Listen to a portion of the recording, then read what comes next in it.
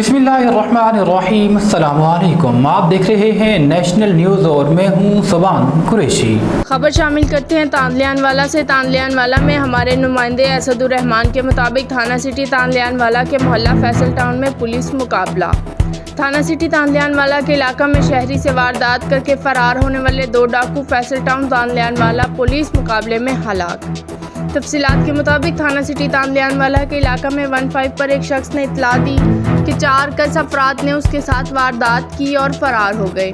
इसी इत्तला पर पुलिस ने दौरान गश्त 3 मोटरसाइकिलों पर सवार 4 कस अफराद को मशकूक जानकर रुकने का इशारा किया तो नामालूम मुलजमान ने पुलिस पर सीधी फायरिंग की और मौका से फरार होकर फैसल टाउन में एक घर में जा छुपे। पुलिस ने ताक़ुब किया, जहां पुलिस और डाकुओं में फायरिंग का तबादला शुरू हो गया।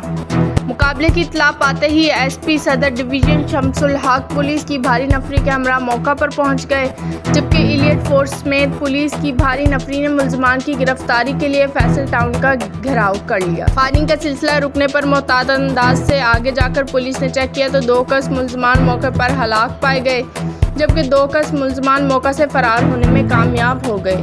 फरार मुलजमान की तलाश के लिए सर्च ऑपरेशन जारी। हलाक होने वाले डाकुओं की शिनाख्त साजिद और अनवरुल हक के नाम से हुई है। हलाक दोनों डाकुओं का ताल्लुक समंदरी के इलाके 462 टीसी नगरी और 166 मीलवा से था। इत्तला मौसूल होते ही सीपीओ फैसलाबाद कामरान आदिल भी मौका पर पहुंच गए और कामयाब मुकाबले पर जवानों की हौसला अफजाई की और दाद भी दी।